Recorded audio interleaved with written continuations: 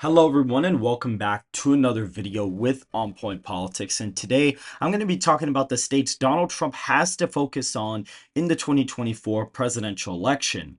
Make sure to hit the like button and subscribe for more content just like this. And so as you guys know, I actually have Donald Trump winning in an electoral college landslide based off my analysis from the 2024 election and the most reputable pollster in the nation being New York Times/Siena College. They're the only pollster that has gone back and asked their 2024 sample who they voted for in 2020. And when you basically adjust for an error, it produces a Trump popular vote of plus 5.5, which would be a landslide election and results in a 10-point shift in every single state from 2020. And we see states like Ohio, Iowa, Texas would be in the safe column. Florida and North Carolina would be in the likely Republican column in that scenario. We see states like Washington, Oregon become semi-competitive. Same thing, even Colorado to an extent would become lean Democrat. Illinois would be around 7 points for Biden. Connecticut, New Jersey, Delaware, all these states would get within, at least 10 points as of right now. The state of New York would go down to a 13-point victory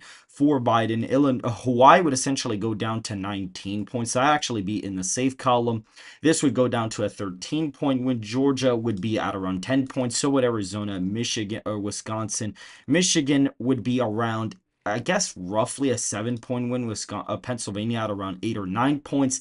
Nebraska second would be around a lean margin. Same thing goes for Minnesota. New Mexico would be relatively competitive. It'd be close, but it would be tilt. Same thing for the state of Virginia. New Hampshire would undoubtedly flip in that scenario, as well as the state of Nevada being around an 8-point victory, and we have the state of Maine at large being a tilt flip for Donald Trump. So if all trends were to stay exactly the same from 2020, we would have a map of 329 to President Biden's 209. But because Donald Trump is gaining with Hispanic voters, we see states like New Mexico become lean Republican. We see states like Colorado actually go back to likely Democrat in that scenario. We see states like, for example, New Jersey get a little bit closer. States like Maine at large do lean in that Democrat column because of the fact that we see basically Biden holding on to older white liberal voters, and there's a lot of them in a state like Maine, including places like New Hampshire. And we see states like Florida actually go into the safe column because Donald Trump is accelerating trends with Hispanics.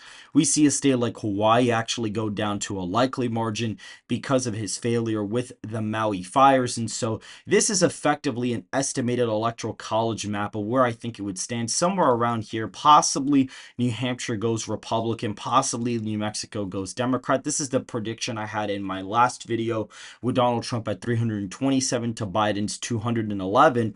But the states that Trump has to focus on would not be these competitive states you see here, but would rather actually be cementing his victories in the Rust Belt. That would be his main target to win the 2024 race. Yes, he can go to North Carolina, he can go to Georgia, Arizona, and Nevada, but these states in polling data look very good for the former president. We actually see here that a lot of these states, Arizona, he's polling outside the margin of error. In Georgia, he's polling outside the margin of error. In Nevada, he's polling outside the margin of error, including in North Carolina. So all those states, effectively, Donald Trump more than likely wins all of those. And, as for these deep blue states, we're going to be filling them in safe just for the purposes of this video.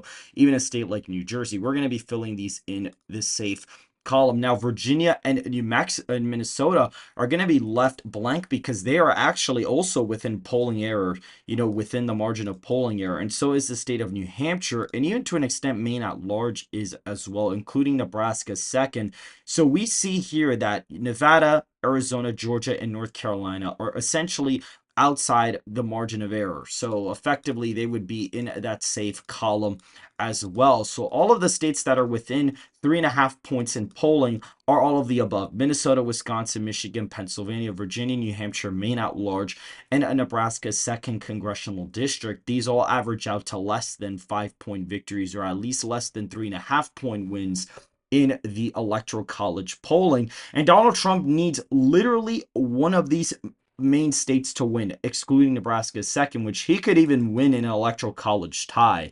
He could basically win through the House of Representatives. Republicans tend to outperform the House popular vote, according to Gold Crown Politics, who's done some extensive research on this phenomenon.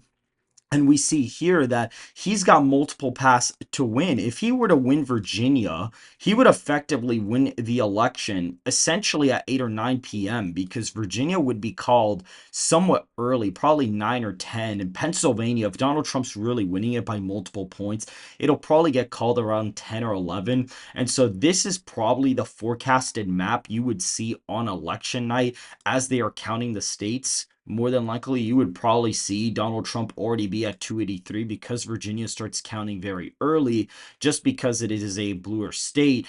It would be called first because it would be one of the first states to open their, basically close their polls. And even though it would be competitive, I would still expect the results to be in by around 10, 11, maybe even 12 a.m. So Donald Trump could actually win the election on election night fairly early. But for the sake of this, we're just going to be looking at all the states that he would need, which effectively he needs one. He could win with Wisconsin. He could win with Virginia. As we just mentioned, he could even win with Minnesota. He could win with Michigan. He could win with Pennsylvania. Before, it was a little different because Biden last time had the advantage in this scenario. You had, essentially all of these states polling outside the margin of error, even Pennsylvania, including Virginia. So was New Hampshire, Maine at large, and even to an extent, Nebraska second was still within the margin of error.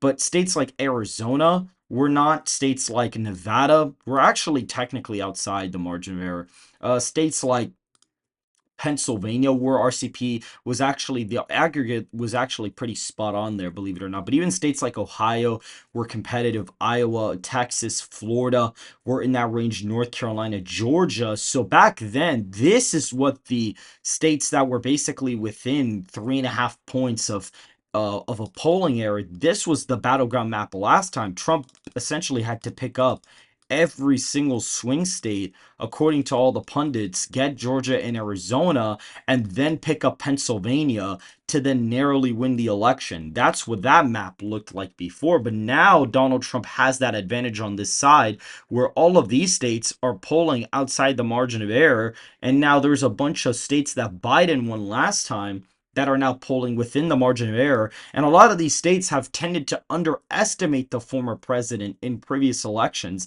And Donald Trump needs one state to win. He literally needs one electoral college state in order to win the election. And so I would say out of all of these states to focus on, I would actually bank on Pennsylvania. And I'm going to explain why I would bank on the state of Pennsylvania.